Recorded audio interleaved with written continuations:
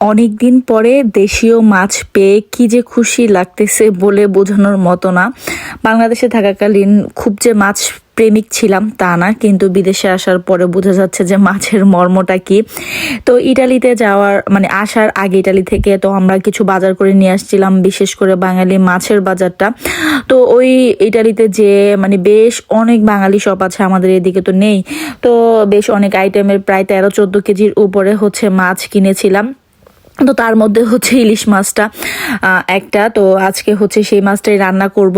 তো মাছ দেখে আমি খুব খুশি হয়ে গিয়েছিলাম, যেমন কই মাছ, তারপর বেলে মাছ, বাইং মাছ, এগুলি দেখে তো আমি মহা খুশি হয়ে গিয়েছিলাম যে বাঙালি মাছ এখানে পাওয়া যায়। তো মাছের যে কদর সেটা আমি এখানে এসে বুঝতে পারলাম, কারণ একটানা একঘেয়েমি মাংস খেতে খেতে মুখের স্বাদও নষ্ট হয়ে যায়। আর আমাদের এদিকে তো তেমন চিংড়ি মাছটা ছাড়া আর কোনো মাছই পাওয়া যায় না। পাওয়া যায় সামুদ্রিক এই দেশি মাছ, কিন্তু সেগুলি আমার কাছে খেতে ভালো লাগে না। তাই আমরা এক্সট্রা বুকিং দিয়ে অনেক মাছ, তারপরে পোলা চালটা এদিকে আমাদের দিকে পাওয়া যায় না, মুগ ডালটা পাওয়া যায় না, যা যা পাওয়া না যায় সাধ্যের মধ্যে যে আনা যায় সেগুলিকে আমি নিয়ে আসছি। তো আজকে ভাবলাম যে তাহলে ইলিশ মাছটা রান্না করি। তো মিডিয়াম সাইজের ইলিশ মাছ এনেছিলাম। তো আজান ইলিশ মাছের স্মেলটা পছন্দ করেনি কাটার সময়, তো ওর জন্য আর নেইনি, কারণ সাজেলের বাবা আর আমি খাবো, তাই দুইজন অনুযায়ী নিয়েছি। আর ওর বাবা বলে দিয়েছে যে বেগুন আলু দিয়ে রান্না করতে। তো সেভাবেই আমি বেগুন আলু ভেজে মাছটাকে রান্না করব। আর সাজেলের বাবার ইলিশ মাছটা খুবই পছন্দ, আমার বেশি পছন্দ না। আমি দেখা যাচ্ছে যে লাস্টে ছোট পিস যেগুলি থাকে সেগুলি খেতে পছন্দ করি। আর এদিকে একটু বড় ডাল এটাকে বলে, এটা কি ডাল আমার ঠিক মনে পড়তেছে না। তো আমরা সাধারণত এটাকে বড় ডালই বলে থাকি। তো সেই ডালটাকে রান্না করতেছিলাম। তো মাংসের মতো কষিয়ে রান্না করব। আর একটু মুরগির পাখনা রান্না করব, কারণ সাজেল এগুলি খাবে না। তো ইলিশ মাছটা আমি ভেজে তারপরে রান্না করব। তো ভেজে নিয়েছি, এখন মশলাটাকে কষিয়ে নিব। তো যাই দিন ভালো 80 দিন খারাপ একটা কথা আছে না। তো মাছ সাজেলের বাবা বরাবরই বলতো যে দেশে গেলে যে মাছ খাবে, সবজি খাবে, কারণ বাঙালি সবজি বাঙালি মাছ আমাদের এদিকে পাওয়া যায় না। তো তাই সে দেশে গেলে বরাবরই বলতো যে এক এক ধরনের মাছ খাবে।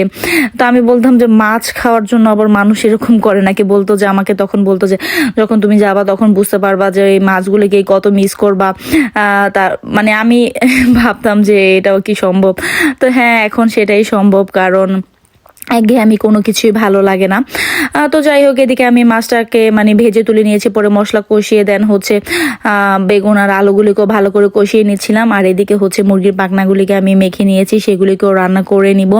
তো সব মাছ আমাদের যে মাছগুলি নিয়ে আসছি সেগুলি সব দেখা যাচ্ছে যে ম্যাক্সিমামগুলি ক্লিন করা, শুধু বাইং মাছ যেটা সেটাকে আমার ছিলে নিতে হবে। এছাড়া কই মাছ যেটা ছিল, তারপরে রুই মাছ সেটাও কাটাই আছে, বোয়াল মাছ ওইগুলোও কাটা আছে। দেখা যাবে যে শুধু ওই মাছটা কাটতে আমার একটু প্রবলেম হবে। আর ইলিশ মাছটা কাটতে আমার বেশ অনেক টাইম লেগে গিয়েছে, যেহেতু আমি মাছ কাটতে তেমনভাবে পারি না। তো এদিকে আমি মাছগুলিকে তরকারির মধ্যে দিয়ে দিলাম। যখন ঝোলটা একটু কমে এসেছে, একটু মাখো মাখো করে রান্না করব যাতে খেতে ভালো লাগে। আর এদিকে পাখনাগুলিও প্রায় ভাজা হয়ে গিয়েছে, এখন এগুলিকে তুলে নিব। আর ওইদিকে আমি ডালটার মধ্যে একটু টক দিয়ে দিয়েছি, এখন জাস্ট ব্লেন্ড করে ধনেপাতা দেওয়ার পালা। কারণ ডালটাকে আমি একদম কষিয়ে বসিয়েছিলাম, তাই আর বাগার করার কোনো প্রয়োজন নেই। আর এদিকে মাছটাও প্রায় আমার ঝোল কমে এসেছে, এখন এর মধ্যে একটু জিরা ফাঁকি আর ধনেপাতা দিয়ে দিব। তো অনেকে বলতে পারেন যে ইলিশ মাছের মধ্যে আবার ধনেপাতা দেয়। হ্যাঁ, আমার ধনেপাতা সবকিছুর মধ্যে দেওয়া লাগে, কারণ ধনেপাতার ফ্লেভারটা আমার খুবই পছন্দ, তাই আমি সবকিছুর মধ্যে দেখা যাচ্ছে যে ধনেপাতাটা দিতে পছন্দ করি। তো এটা ধনেপাতা দিয়ে দিলাম। আর ওইদিকে আমি মাংসটার জন্য মশলাও ভালো করে কষিয়ে নিব। তো যা যা মশলা দেওয়ার, হলুদ, মরিচ, ধনিয়া, জিরা, তারপর আদা রসুন পেস্ট আর মাংসের মশলা দিয়ে ভালো করে কষিয়ে নিব। দেখা যাচ্ছে যে সাজেল আর আজান এই মাংসটাই খেতে পারবে, আর আমরা মাছ আর ডাল খাবো। আর আজকে কোনো ভাজি করলাম না, মনে চাচ্ছিল না আর ভাজি করার জন্য। আবার আজানকে স্কুল থেকেও আনতে যেতে হবে, টাইমেরও শর্ট ছিল। তো তাই সিম্পলভাবেই রান্না করে নিলাম, এক পদের মাংস, মাছ মাছ আর হচ্ছে ডাল।